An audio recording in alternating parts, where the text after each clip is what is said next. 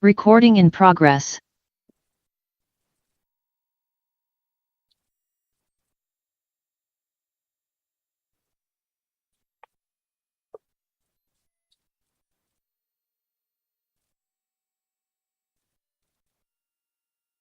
Hi, everyone, and welcome to Inside the IDB or Dentro del BID. This is a space where we open our virtual doors to you and we tell you a little bit about how life is at the Inter-American Development Bank. My name is Irene Reyes. I work in the communications team within Human Resources and Diversity, Equity, and Inclusion. And I am very excited to be moderating this conversation with this group of remarkable Afro-Latina and Afro-Caribbean women as we commemorate today Afro-Latina, Afro-Caribbean, and Diaspora Women's Day. So on this day, we really want to take up the space and the opportunity to recognize the contributions of this woman.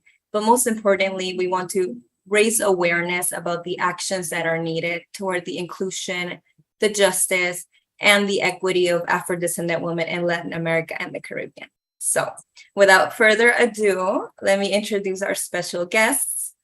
So with us today, we have Derise Williams. She is an operations senior associate at a representation in Guyana. We also have Janine Billy. She is the IDB's new head of talent acquisition, and Kayanna Sinclair, development facilitation consultant, and an active member of our employee resource group, the Afro-Descendant Alliance Group. So welcome, ladies. Thank you so much for being here today. I am very honored to be part of this conversation. I would also like to take this moment to welcome all of our LinkedIn followers who have joined today. We have a great conversation in store for you. We are going to be talking today about how we are shaping the new ways of working. So adapting and navigating through the new hybrid modalities. And we're going to touch on those very important conversations that have to happen around these changes. So all the topics related to culture, to mentoring, to visibility, and to community building. So before we start, I just want to encourage the audience to please send in your questions throughout the live, and we're going to make some time at the end to cover as most as we can. So I would like to start with all of you ladies. Thank you again for being here. I would like you to introduce yourself briefly to our audience and just tell us in your own words, what does this day mean to you? So Derise, if you want, we'll start with you, then Kayanna, and then Janine. The floor is yours, ladies. Good afternoon, Irene, my fellow panelists and viewers online. I'm Derise Williams, a Senior Associate, Operations Associate in IDB's country office in Guyana, where I currently support the management of projects in energy, housing, financial management, security, and justice. I must say I'm happy to be a part of this panel, recognizing the unique contributions of Afro-descendant women to development and change within the modern Caribbean and Latin America. We must acknowledge significant progress have been made where Afro women are able to sit at the table and craft policies, even at the highest level. And this, of course, ensures that our identity and culture remain relevant and embedded in these policies. So again, I'm happy to be a part of this panel.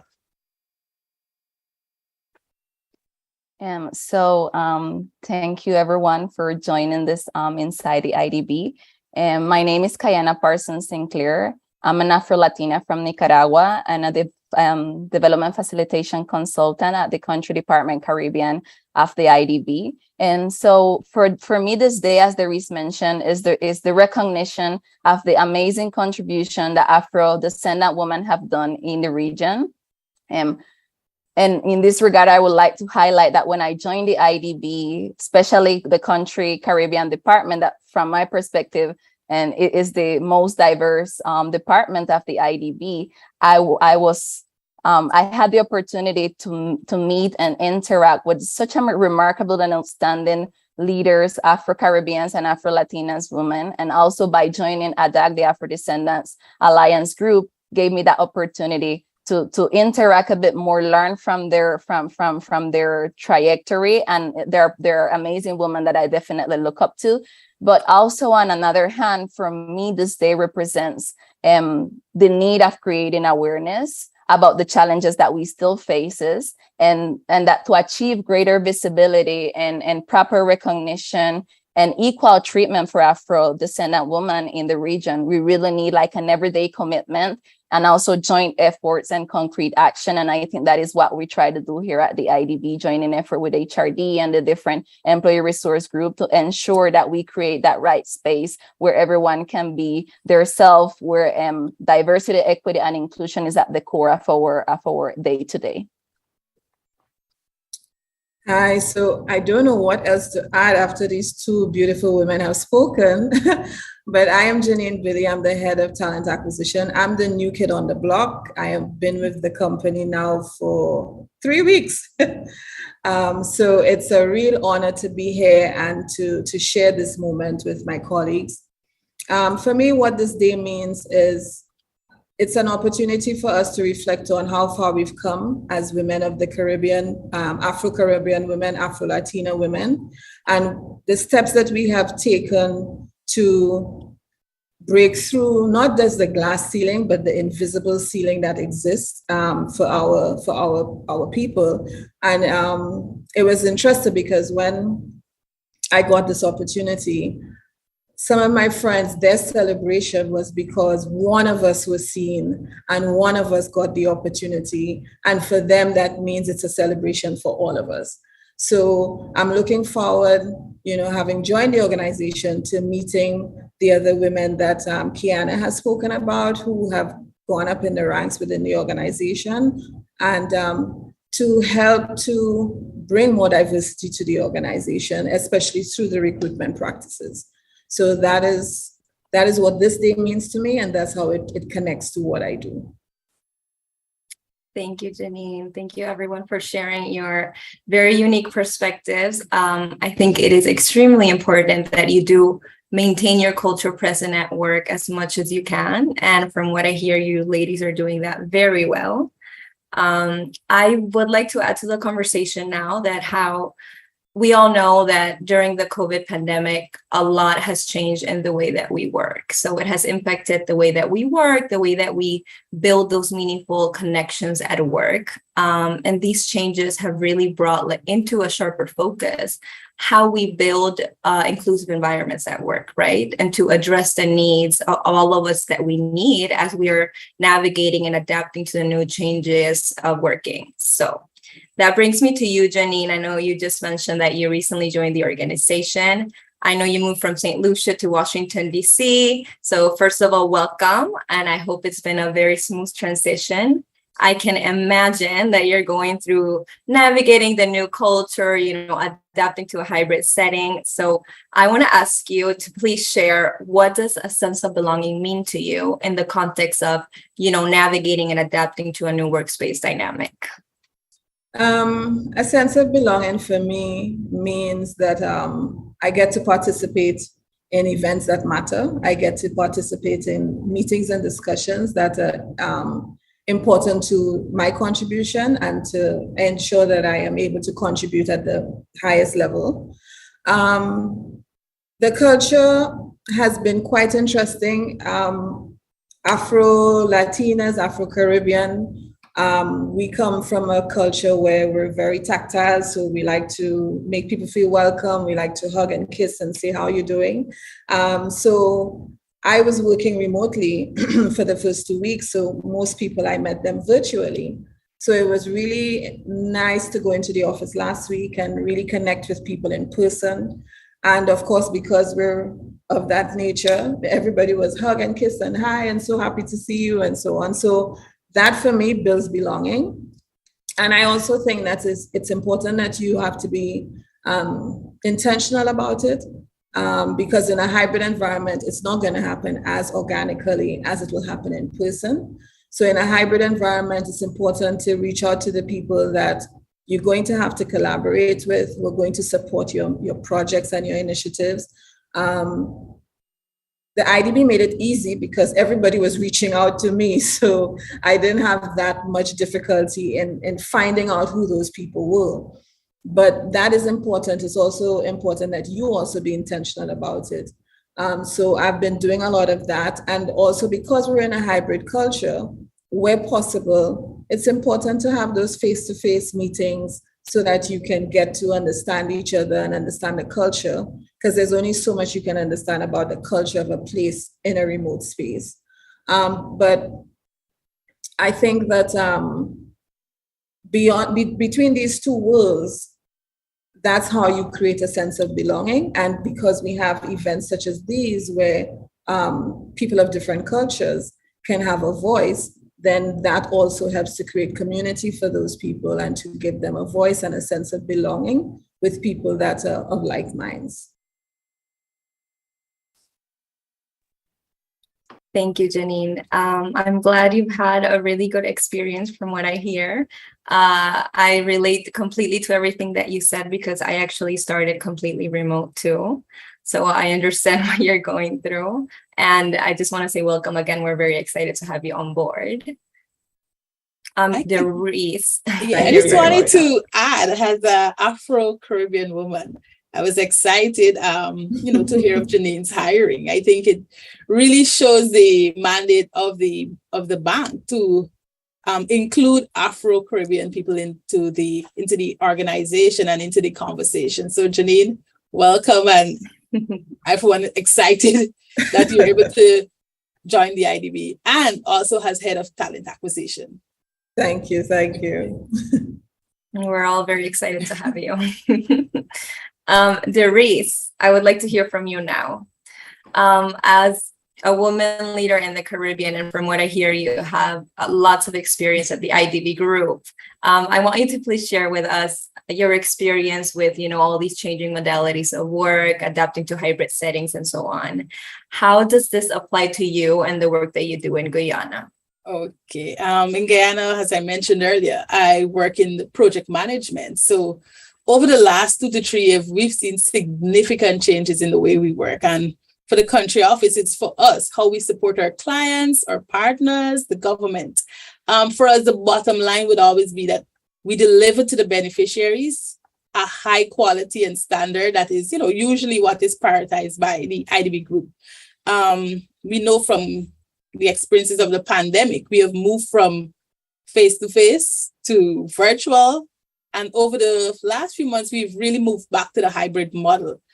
And because of this, we've really had to adapt the way we work to suit the modalities, especially in the areas of our project supervision.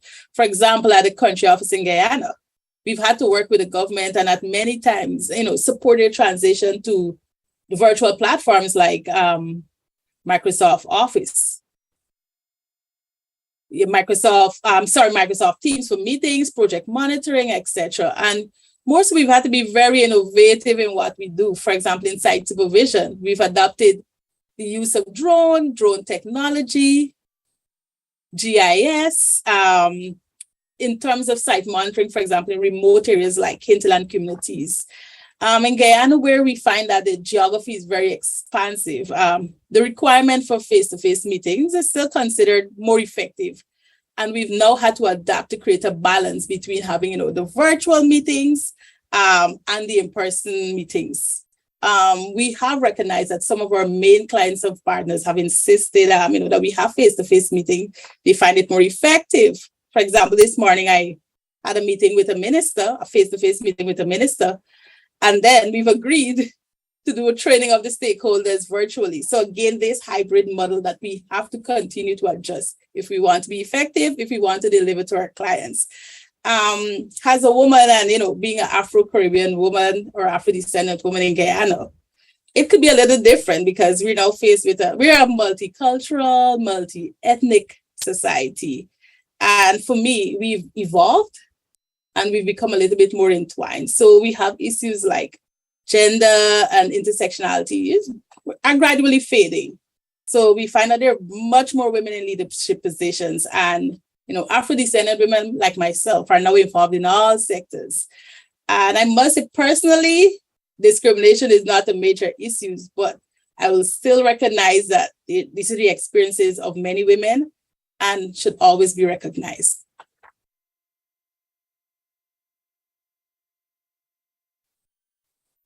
Thank you, Derise. Thank you for sharing that. I wanted to highlight something that you said about, recognizing that face-to-face meetings are important in the work that you do, because I think it's a really good example of how we really need to readjust, and not just readjust and learn through like the new modalities, but support the improvement of the new hybrid modality, because we do need to have that balance of, virtual and the face-to-face. This is especially important for us in the country offices, because we have to interface with the client being the government. We're in the fields, we have a lot of remote supervisions, and this hybrid model is especially important for how do we balance, satisfying our clients and still, satisfying ourselves as women, and work-life balance and all of this. So we are in this balancing stage. And as I said earlier, the end result is to deliver something that is beneficial to the clients.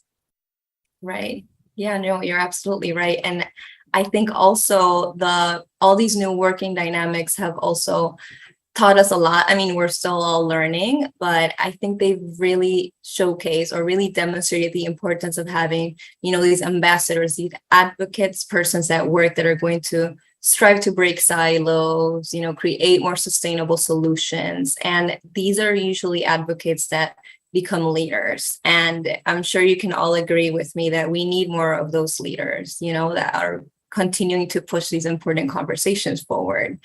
And that actually brings me to Kayanna, because Kayanna, I know that this year you became part of the leadership team of the Afro-Descent Alliance. That's one of our employee resource groups. So I want you to share with us a little bit, why did you decide to take on this role this year, and just share your experience. How has taking this role impacted your journey as a consultant so far?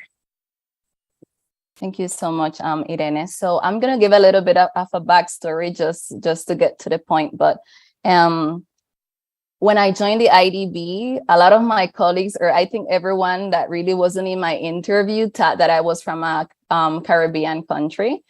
And they used to only speak to me in English, especially because I started virtually. So it was trying to get to know everyone. And the funny part was when I start speaking fluently in Spanish, their reaction was like, oh, so, or you're a really good speaker, or you learn at an early age Spanish, or that's your native language. So I was like, no, I'm from Nicaragua, and I'm an Afro-Latina, and well, our first language is Spanish. So for me, when I joined ADAG first as a member, it was one, increasing representation of Afro-Latinas within the employee resource group. And then second, it was also bringing awareness about Afro-Latinos within the bank and with my Caribbean colleagues. And I'm mentioning that because Afro-Latinos, we are a minority in our countries, and then coming to a bigger stage, we need to come up with or be involved in these different groups to be able to create awareness and create those conversations that will help us to know better our region, and also promote and concrete actions and strategies that will help us create that diverse environment that we're looking for workplace. And then something nice, and that what take me to becoming part of the leadership team, is that a member, like to become a leadership or part of the leadership team of ADAG, a member needs to nominate you. So I had that great angel or someone that actually believed in me, and they say, okay, I think Kayanna will definitely be a good fit. And she nominated me to become part of the leadership team. And after a process of elections, I was selected to become part of the team. And something what I want to highlight here is that mentors are not only those that are in a formal environment, but they're also those people that believe in you and give you that opportunity and kind of help you to or encourage you to take that other steps. Because I was a little bit concerned at the beginning how I'm going to balance my day-to-day work with being part of the leadership team and promoting those activities within the Afro-Descendants Alliance group.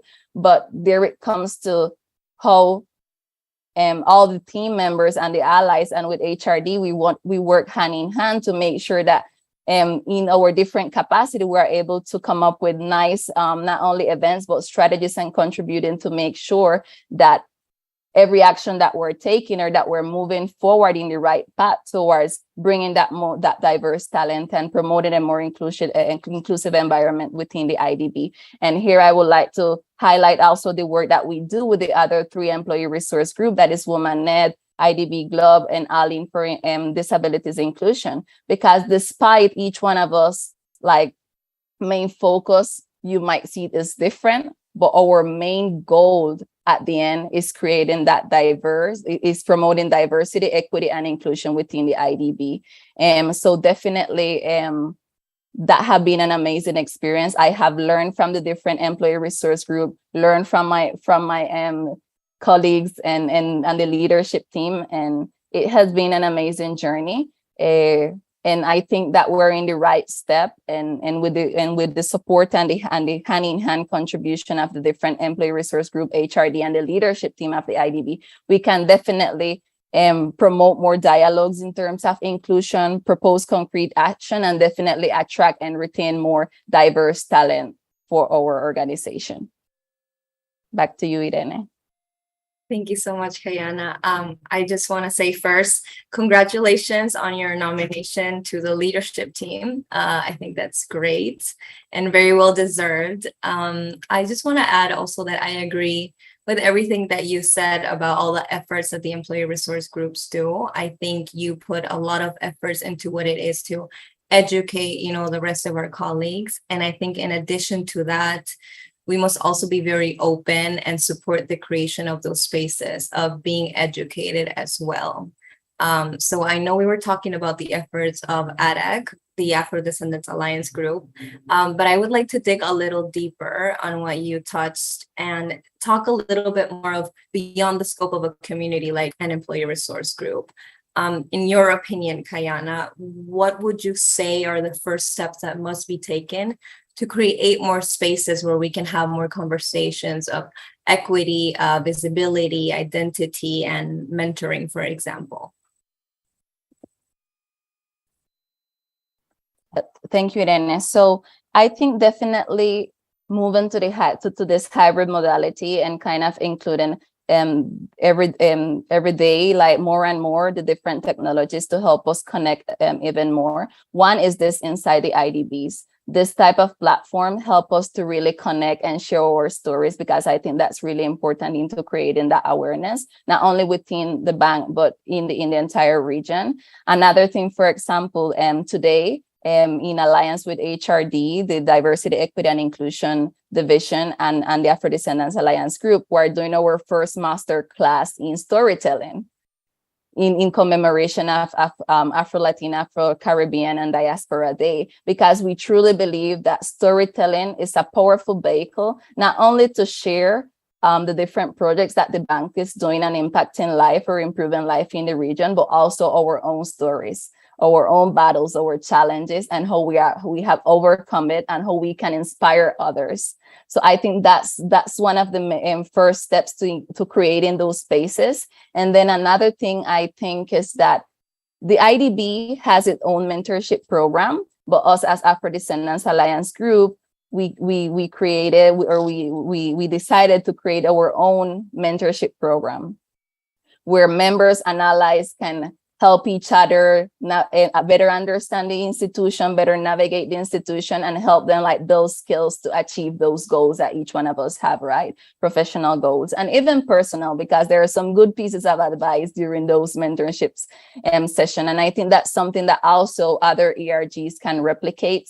We was even talking, I remember in my last LinkedIn Live, I was honored to moderate for Black History Month, where the country representative of Panama was mentioning how they even start doing mentorship program locally for different projects within the country office. So I think that's definitely, there are ways to start promoting those spaces. And one last thing before I end my intervention is that I think that the bank has done a really good job in terms of advancing in terms of closing the gender gap. However, there's still a big challenge that we're facing in terms of making sure that that the other dimensions of diversity and its intersectionalities are also that gap is closed, right? So, and there I would like to take the opportunity, Derise mentioned it at the beginning, but definitely with Janine joining the team as head of talent acquisition, we are looking forward, and I know I'm talking for the Afro-Descendants Alliance group, but also for the other ARGs, and to work hand in hand with Janine to make sure that we create those strategies to attract and retain and recruit and retain the diverse talent that we have in the region, because I truly believe that the IDB should be as diverse as the regions it serves. And that representation needs to be not only in consultants, staff, or the different contract modality that we have, but also in the leadership role. Like, for example, Janine is an inspiration for me because she's a leader that assuming like this important role to make sure and help us reach that level of diversity, equity, and inclusion that we're looking for. So definitely no pressure, right, Kayanna? no pressure. So, but we're here to support in the process. That I can definitely say that I talk for the 4 ERGs. We're looking forward to joining efforts with you, because I really believe that together, in the different capacity that we have, we can definitely accomplish greatness. And so looking forward to working together. I'm excited about it too, actually, because, and just so you know that the IDB is so committed to this DEI initiative and purpose, that it was one of the things that was really emphasized to me during the recruitment process and since I've come on board. So we have a lot to do. And of course, I will have to partner with the different employee resource groups to get that done. And as you rightly said, it's not just about gender or Afro-Caribbean, but it's about all the different areas of diversity.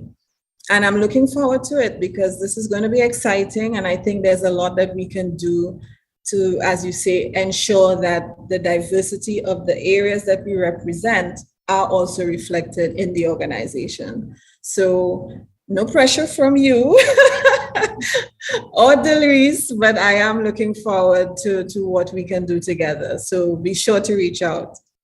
The pressure is on, Janine, so don't worry.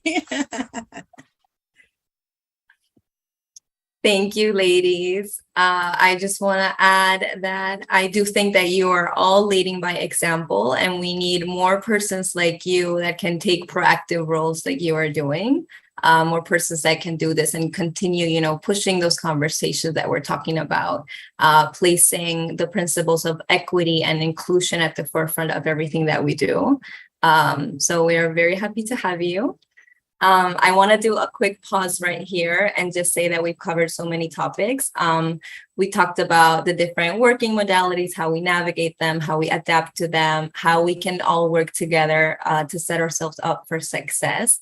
And I think the all-encompassing topic here is how all of these together are crucial for doing our work and to continue, fulfilling our mission of improving lives. So having said that, I would also like to bring into perspective how this specifically applies to the work that we do in the region. So on this topic, Derise, I would like for you to jump back into the conversation. And I'd like to tie in this blog that you wrote, and it was titled, How Community Involvement Contributes to Inclusive Program Delivery in Guyana. And it was a very well-written blog, very, very interesting. And in the blog, you talked about how it's such a significant added value when you include the communities from beginning to end in the entire project execution and deployment. So I want you to share with us briefly, explain a little bit of what was your team's approach to engaging with these communities, considering the challenges of the pandemic and given that you weren't able to be on site all the time. Oh, you're on mute, Derise. Sorry, just going back to our IDB's Vision 2025, which of course prioritizes social inclusion and equality and recognizes that each person is important and have a role to play in our respective projects. We have adopted this within all the projects we've executed, and we've engaged with all potential stakeholders, especially those in the hinterland communities. And we've done this through our participatory model that where stakeholders are involved, as you mentioned, in the design and in the monitoring of the projects at the community level. I mean, I've mentioned previously that we've had to change the way we work, especially in the fields, and we've had to adapt, we've had to be innovative, but we had to remember that social engagement still remains at our forefront. And so, as I said, we've used drones, we've used videos. When we're on the outside, we have now open spaces for meetings, and we've used emails. We've gotten communities and project units to adapt to the virtual meeting spaces, etc., just to ensure that, within our engagement, that everyone is involved. We have introduced the vision of the social inclusion to all of our projects, and we have seen that in some of the project units that it's now institutionalized, the participatory method. For example, the Ministry of Housing has now institutionalized method for building houses in the hinterland, where during the design, communities are involved. They actually help to design the housing solutions. And those are usually unique to their context in terms of, for example, the materials they use, the resources, the expertise, etc. And this has resulted for us in greater buy-in. We have, greater alignment with the development plans and the expectations of the communities. What I can say is that through those processes, we have learned that communities in hinterlands have excellent building skills. They have indigenous materials that work very well and that are very durable. We have community systems that have been functioning for years effectively, and we're able to tap in and to use those in the design of the houses for the projects. The benefits of this, of course, we provide economic sources to the communities. We've used their labor, so we've been able to contribute to the incomes of the community members. We have been using their materials. We've been using a lot of their transportation. So all in all, the community benefit is not only within the houses, but all the economic sources we're also able to provide. We've also, as I mentioned, we've also trained community workers as well to support us in our interventions in the health sector.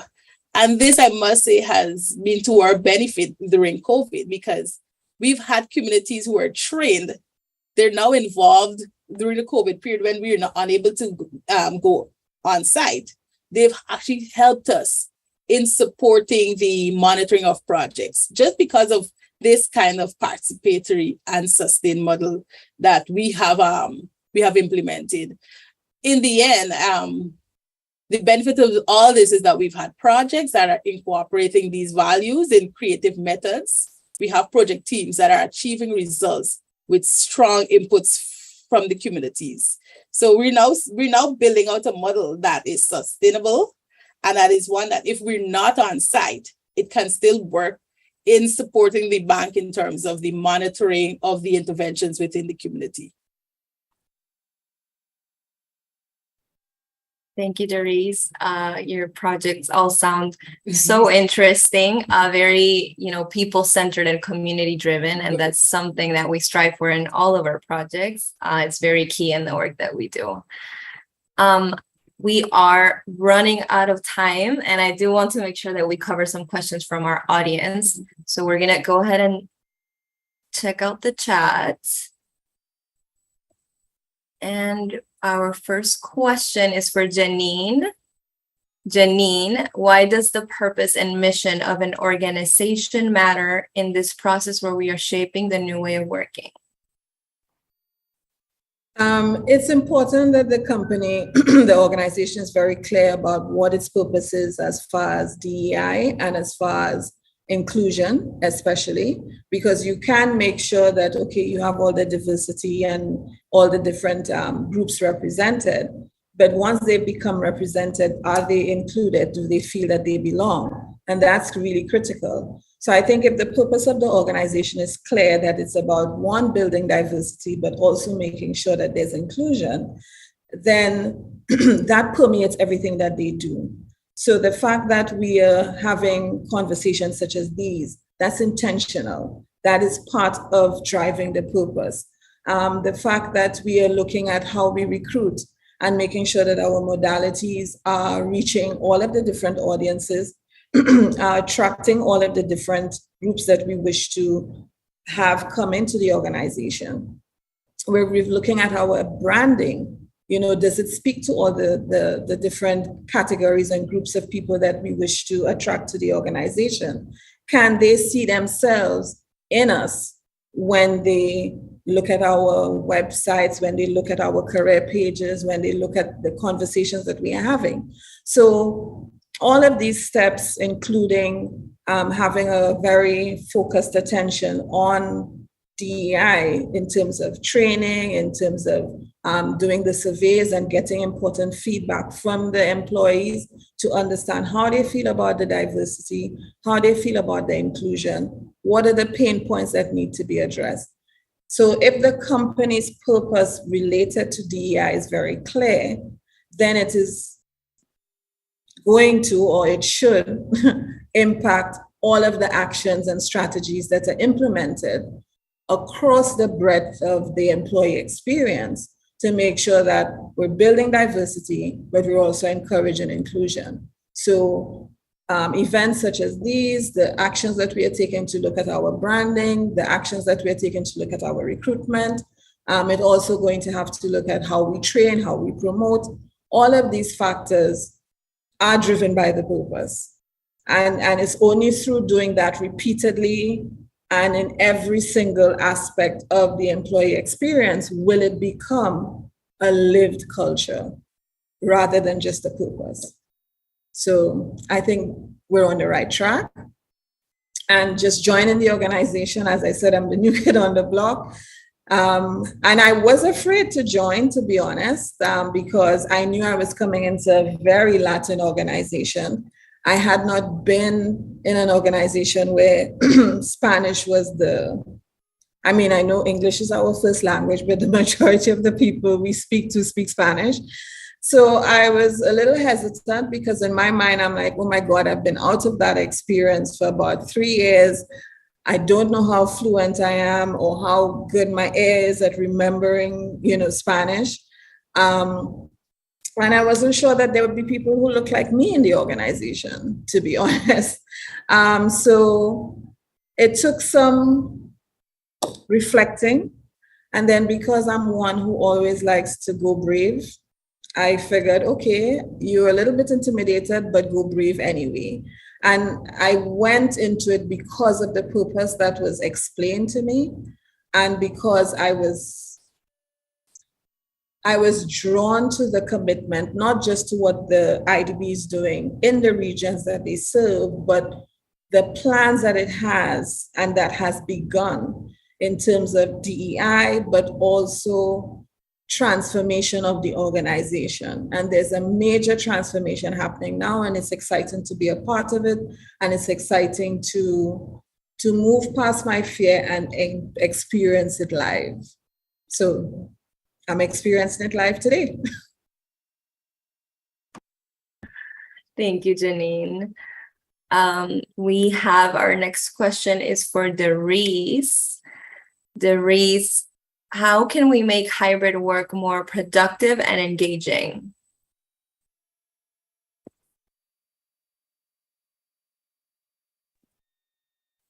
You're on mute, Derise. Sorry. Yes.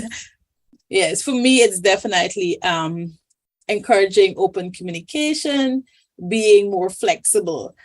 And for us in the country offices, that's, directly support the clients. It's actually providing the tools and the support for the government, not only for us internally, but for the government, so that our work in the end could be made easier. So definitely, I would say open communication, flexibility, providing the tools and support that is going to help encourage making hybrid work more productive and definitely more engaging. Thank you. And we are going to take one last question because we are out of time. And this one's for Kayanna. Kayanna, where are some spaces in the workplace where I can step up as an ally to colleagues? Yeah, definitely. Thank you, Irene, for the question. So I know that you're talking about the workplace, but I would like to give like two perspectives from this. One is how the IDB is an ally to the region to make sure that we're promoting diversity, equity, and inclusion, not only within our projects, but for example, having programs like the internship program, where a lot of young talent and a lot of them with different with diverse talent and with the different intersectionality join the bank to get their first work experience. So how can we become those allies for that generation that is coming up and that's going to serve the region in the future and going to be key for the development of the region? So that's one perspective. And then internally, I definitely think that one is the mentorship program that we have currently in the bank, and for example, ADAG that has its own, because that's a great way to help develop diverse talent too and become that ally. And something that I mentioned at the beginning, when I talk about the Afro-Descendants Alliance Group, they're not only members, we have allies too. So you can join any ERG and become an ally because you truly believe in our objective and the cause that we're working towards too. So I definitely think that's another way to become an ally. And the last one, and I think it's critical, is the role that supervisors and leaders has, because they are the one that are coaching in constant interaction and seeing the work of our colleagues, of our talent. So they are critical to make sure that you not only promote and encourage diversity, but you help them build and grow as a professional and be more confident to take on different roles. Like Janine, she was like, I always go brave. So that is what we need, leaders and supervisors that will encourage everyone to be brave, despite if you are Afro, if you are an Afro-descendant, if you have a disability, if you are part of the LGBTQ community. But let us start empowering and telling them go brave always, and that's the best way to create in spaces. So go back to you, Irene. Thank you so much, Kayanna. This actually brings us to the end of our conversation here.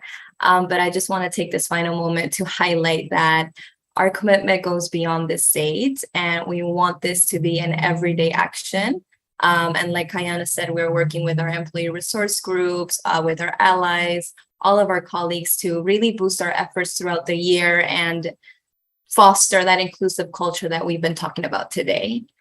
So thank you so much for our audience, everyone who joined, the entire team behind this initiative, and of course, Janine, Derise, and Kayanna. Ladies, it has been an honor to chat with you on such important topics. Thank you for being a part of our Inside the IDB today. And to everyone watching at home, please stay tuned for more Inside the IDBs, where you can learn more of what it's like to work at the Interdevelopment Bank. And remember that we are always looking for more talent to join and make a difference in the region. Janine will tell you. Yes, and I have a tall order, so please. Exactly. So yeah, everyone is invited to check out our careers website, find the right opportunity to you, and we'll see you in our next Inside the IDB. Thank you. Thanks for having us, Irene. Thanks for having us. Thank you for having us. Yes.